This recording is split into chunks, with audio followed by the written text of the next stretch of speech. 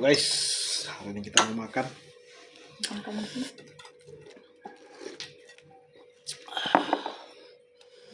$20.000 nih kayaknya. Apa itu? Makannya. Bukan mau minum 20.000 ini. Mana? Jadi Gocap. apa kata?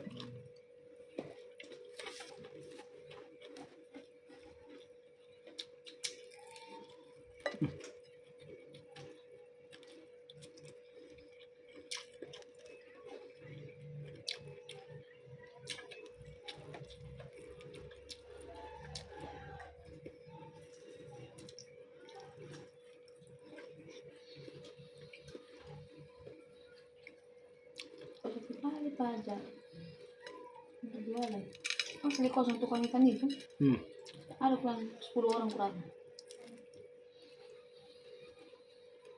nggak sampai nggak nyampe 10 orang katanya karena tunggakan adalah romaji. Oke, selanjutnya gue bakal kasih lihat sama kalian kenapa kalian harus hafal 1, 2, 3 ini. Kasih contoh ya. Oke, gue udah menyediakan contohnya. Nah, misalnya ini ya, hiyashi chuka. Ini jadi di Jepang itu pas summer ya, orang Jepang itu dia mempunyai kebiasaan makan mie dalam kondisi dingin. Soalnya musim panas di Jepang itu super panas banget. Kalau kalian yang pernah pergi ke sini pas summer pasti tahu gimana panasnya, beda banget sama di Indonesia. Jadi mereka ada kebiasaan makan yang dingin-dingin supaya tubuh tidak mengalami netsushou namanya. Jadi heat stroke. Langsung aja kita masuk ke contohnya. Gue bacain dulu ya. Guzai o hirazu ni noseru dake kantan resipi douga koukai juu. Nah, seperti yang kalian lihat di sini, guzai itu kanji, o itu hiragana, kirazu ni ini kanji dan ini hiragana, razu ni ini hiragana, noseru dake ini hiragana. Terus di sini ada tulisan kantang. Ini kanji, terus resipi ini katakana. Nah, yang ini doga kokaiju ini kanji. Nah, seperti yang kalian lihat tadi, jadi bahasa Jepang itu adalah percampuran dari hiragana, katakana, dan kanji. Jadi buat kalian yang mau belajar bahasa Jepang itu wajib harus hafal hiragana dan katakana dulu. Kanji itu bisa nanti sambil mengikuti, itu nggak masalah. Huruf-huruf ini, jadi yang pertama hiragana. Hiragana itu disebut juga sebagai hurufnya perempuan. Kenapa? Jadi ceritanya dulu kan Jepang itu negara kekaisaran gitu ya, dan kaisar itu kan pasti punya yang namanya selir. Nah, karena selirnya banyak, pasti ada yang nakal dan pengen cari romantika di luar. Nah, katanya sih hiragana ini dulu dipakai sama perempuan-perempuan tersebut untuk membuat puisi dan surat cinta untuk orang yang selain kaisar. Ketahuan bahaya ya. Nah, berikutnya adalah katakana. Jadi katakana ini dipakai sama Jepang untuk menjepangkan bahasa asing. Bahasa asing itu bahasa Jepangnya adalah gai raigo. Gai dari luar, rai itu datang, go itu bahasa. Jadi bahasa yang datang dari luar, gai raigo. Nah, kan nggak semua gai raigo itu bisa diartikan ke bahasa Jepang dan nggak semua bisa dibikin kanjinya. Jadi katakana ini dipakai untuk menjepangkan bahasa asing tersebut. Nah, yang ketiga kanji. Kanji ini katanya dulu adalah hurufnya laki-laki. Nah, buat kalian yang belum tahu ya, bahasa Jepang ini dulunya itu mereka cuma pakai kanji doang. Jadi nggak ada hiragana, nggak ada katakana. Dan yang belajar kanji itu cuma para lelaki. Itu juga bukan lelaki yang rakyat jelata gitu, bukan, tapi laki-laki yang misalnya yang statusnya itu samurai atau pejabat atau konglomerat, pemilik tanah atau kayak gitu ya. Nah, kalau kalian pergi ke museum di Jepang, kalian mungkin bakal melihat ada kayak surat-surat gitu pakai kanji semua. Itu bukan bahasa Cina, itu bahasa Jepang. Begitulah kira-kira cerita unik dari huruf ini. Nah, setelah itu seperti yang kalian tahu ya, bahasa itu dia tetap bakal berevolusi terus hingga jadilah bahasa Jepang yang sekarang yang memakai hiragana, katakana, dan kanji. Begitu teman-teman. Ngerti? sekian video untuk hari ini. Terima kasih buat teman-teman yang udah nonton.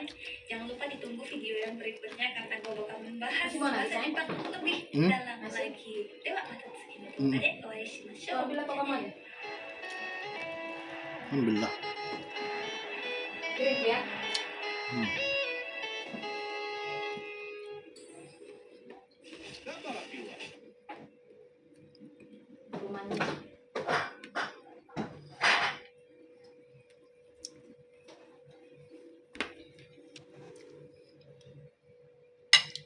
Cukup.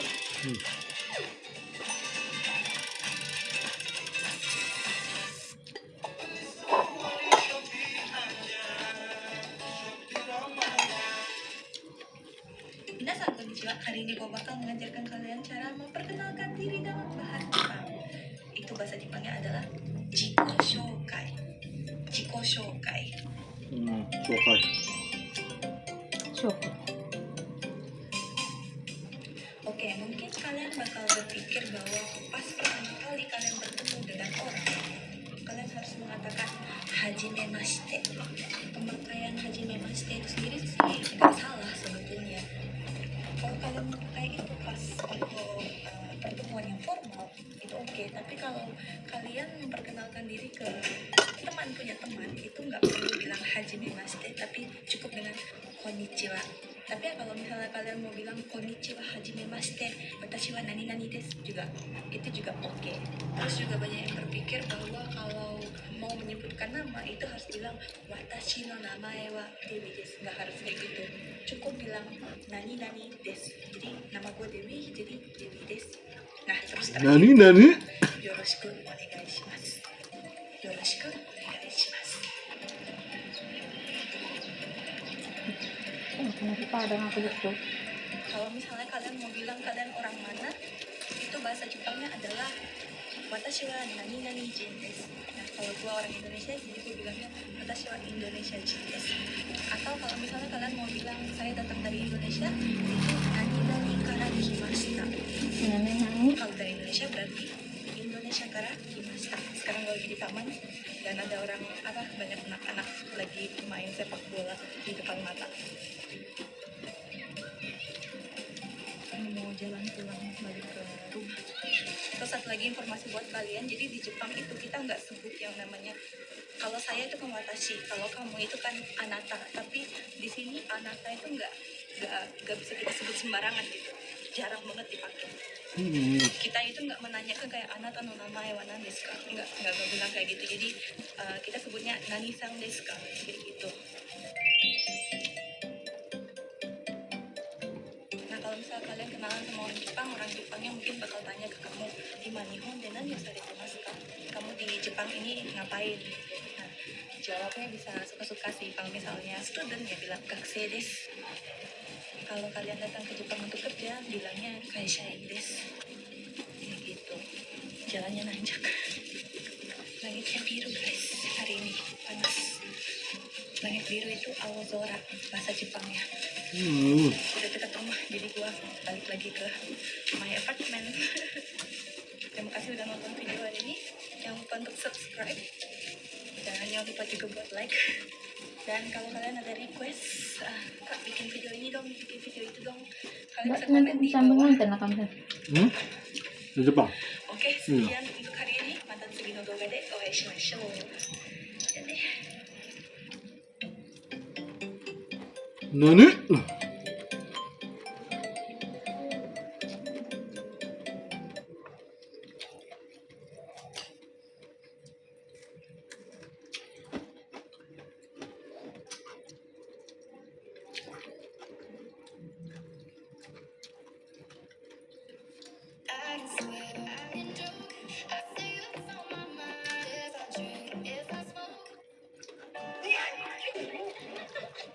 Ada apa sih? Buru-buru amat. Aku dengar isi cash lagi turun bunga, jadi aku mau datang nanya-nanya. langsung ajuin lewat HP aja.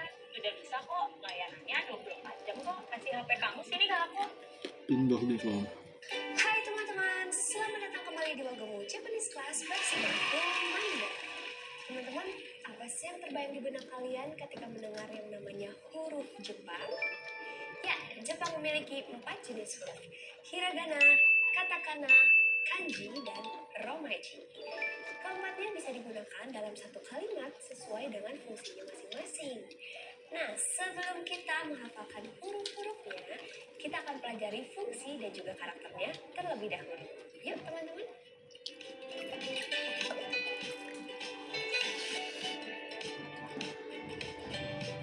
Pertama, ada hiragana yang coretannya melengkung-lengkung sehingga diidentikan dengan tulisan perempuan.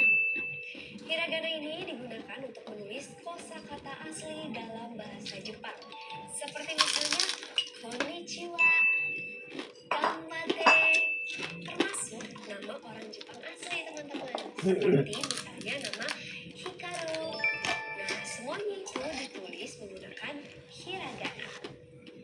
Yang kedua ada katakana yang karakter coretannya tajam dan tegas. Katakana ini digunakan untuk menuliskan kosakata serapan dan bahasa asing, termasuk nama orang asing selain nama Jepang ya teman-teman. Seperti namaku, Amanda, ditulis dengan katakana seperti ini. Selain itu, ada juga kata smartphone atau smartphone ditulis dengan katakana juga ya. Selanjutnya ada kanji.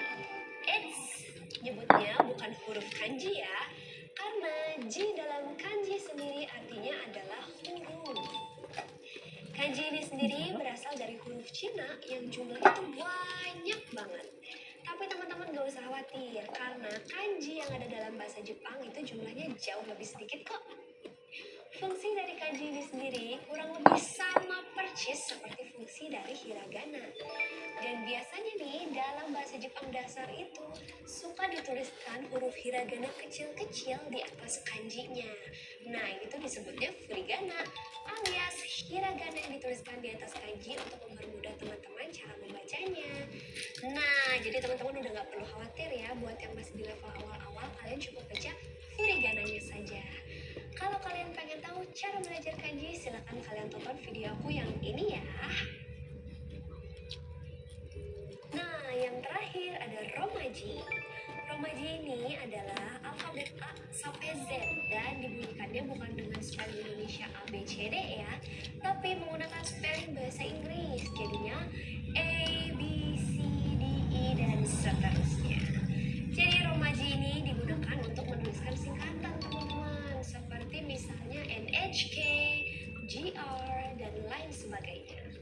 Nah, gimana teman-teman? Sudah hafal kan karakteristik bentuk dan juga fungsinya? Kalau gitu, Manda bakalan tes kalian dulu nih. Oke, ini huruf apa? Ya, betul. Kalau ini huruf apa? Hiragana. Betul teman-teman. Kalau yang ini huruf apa nih? Romaji.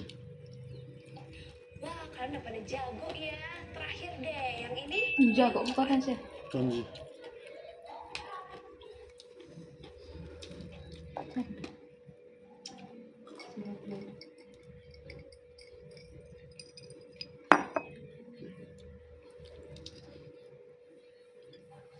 Halo? Itu? Belum gitu kirim nomor rekeningnya. Mandiri ada kan Pak? BCA sama BRI. Bisa? Adalah yang mana? Oke. Jadi nanti kalau apanya kapan orang apa si Gultom Beladang itu? Nanti tunggu kami cek dulu namanya di OJK itu ya. Oh Iya, nanti kalau udah keluar namanya dari OJK, baru nanti kami ajak ke kantor. Oh iya. Gitu ya. Iya. Apanya kayak KTP kakaknya? Nanti ku minta difotokan aja dulu. Oh Iya, nanti pas udah mau buat booking ke kantor kami, baru nanti dibawa KTP aslinya. Oh iya. Kira itu. Ini ku kirim ya. Iya. Oke. Iya.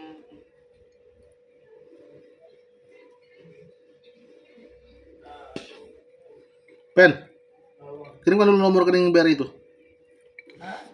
Nomor rekening BR itu.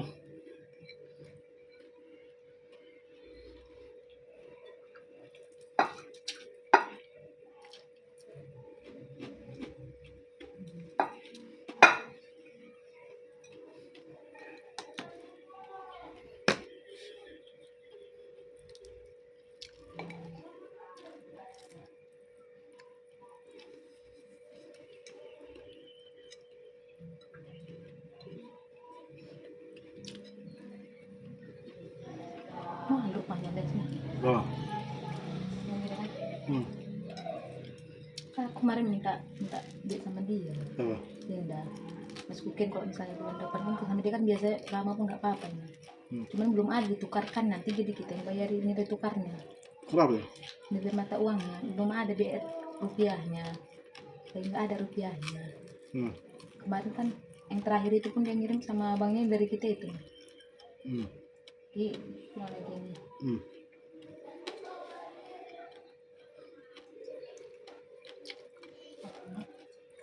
Aku bilang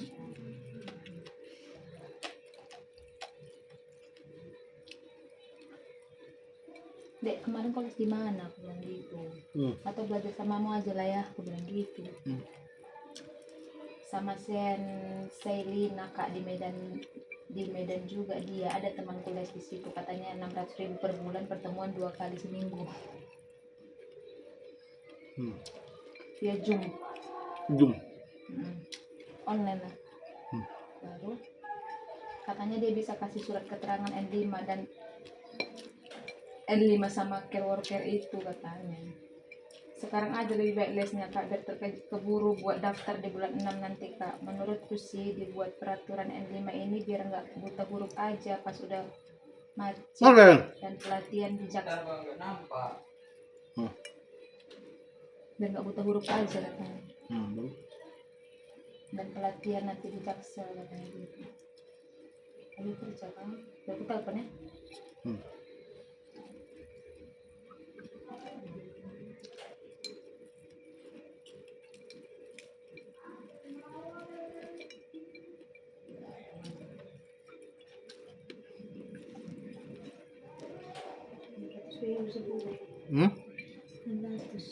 Sebulan.